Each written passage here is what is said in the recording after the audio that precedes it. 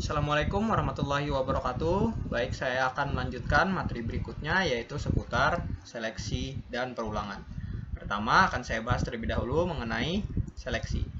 Jadi, seleksi atau pemilihan atau percabangan ini diartikan sebagai suatu kondisi di mana terdapat statement atau pernyataan yang akan dikerjakan setelah kondisi itu tercapai atau bernilai.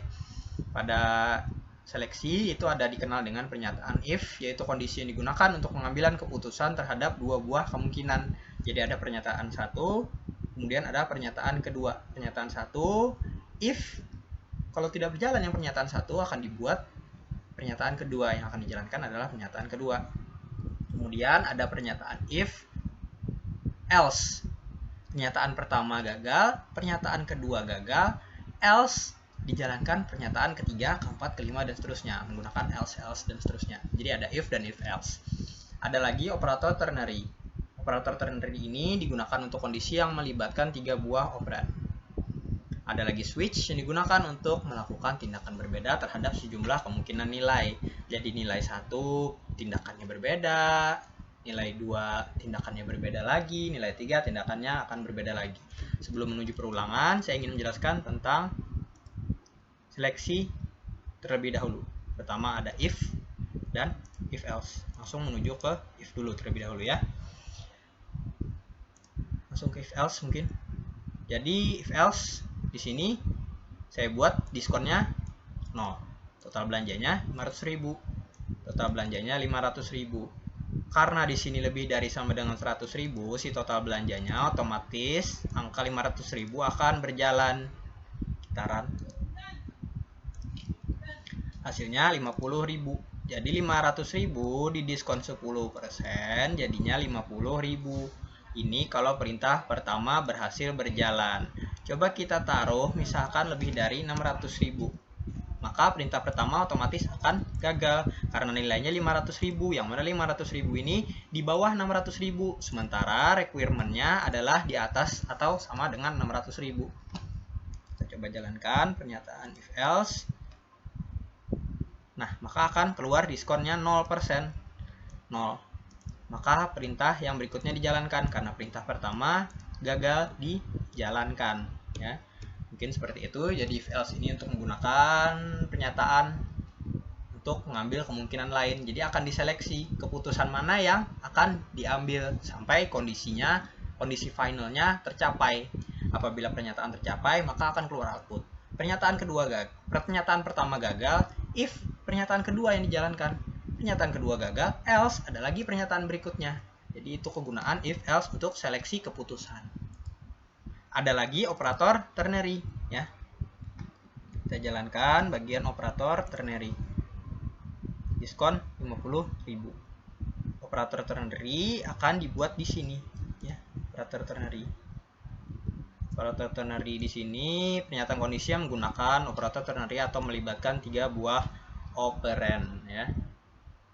Kita coba lihat dari makalah modul yang lain.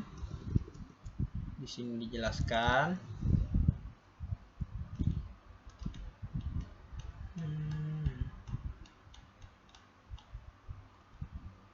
Nah, kondisi, tiga buah kondisi. Bentuknya yang ini, seperti yang saya tandai tadi.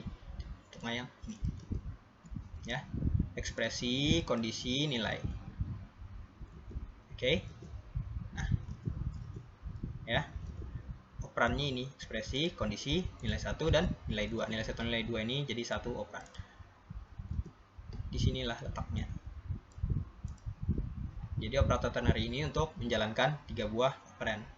Kemudian ada switch setelah operator ternary. Nah, switch yang ini saja kita ambil switch 1, kita coba jalankan. Run file. Nasi goreng. Kenapa jadi nasi goreng? Karena yang dipilih pilihan 3. Case ketiga apa? Nasi goreng. Kita coba kembali ke pengertian switch. Switch ini digunakan untuk melakukan tindakan berbeda terhadap sejumlah kemungkinan nilai. Nilainya ada 1, 2, dan 3. Ada 3 kasus, nilainya berbeda. Kalau kita pilih 3, maka yang akan dijalankan adalah case 3. Coba kita pilih case pilihannya 2, maka otomatis yang akan dijalankan adalah case yang kedua, gulai kambing. Jadi untuk switch ini menjalankan perintah berbeda untuk pengambilan nilai yang berbeda. Kita mengambil nilai berapa, maka yang akan dijalankan adalah perintah yang sesuai ada di nilai itu sendiri. Jadi itu untuk seleksi if else, switch, dan operator ternary. Semoga teman-teman bisa memahaminya. Mungkin kita lanjutkan ke bagian kedua, yaitu perulangan. Ya, perulangan ini adalah sebuah metode untuk mengerjakan perintah yang berulang-ulang. Pertama ada for atau loop. For ini sering disebut loop karena menggunakan pengulangan. Ada while ini digunakan untuk proses pengulangan suatu blok pernyataan selama kondisinya bernilai true. Jadi kalau true dijalankan terus selesai. Ada do while ini digunakan untuk melakukan proses pengulangan suatu blok pernyataan selama kondisinya bernilai true. Jadi kalau di sini selama kondisinya bernilai true, sementara di sini adalah selama kondisinya bernilai true. Itu perbedaannya. Kita jelaskan lagi pada bagian perulangan. Untuk berikutnya kita melaju ke jump atau pemindahan proses. Di sini sudah saya buat juga program untuk bagian perulangan. Pertama ya, kita jelaskan yang ada di sini for ini for array. Mungkin untuk bagian array saya jelaskan pada materi array saja. For. Nah, for-nya dijalankanlah for i1. I kurang dari 11. I increment artinya ditambah dari nilai awalnya. 1 tambah 1 2, 2 tambah 1 3, ditambah terus sampai kondisinya false. True-nya sampai mana? Sampai kurang dari 11. Jadi true-nya apa? 1 sampai 10. Run-nya bisa kita lihat 1 sampai 10. Ya. Seperti pada pernyataan for, yaitu akan selalu dilakukan pengulangan, ya. Sampai nilainya false. Itu untuk for. Berikutnya adalah while. Pernyataan while kita coba jalankan.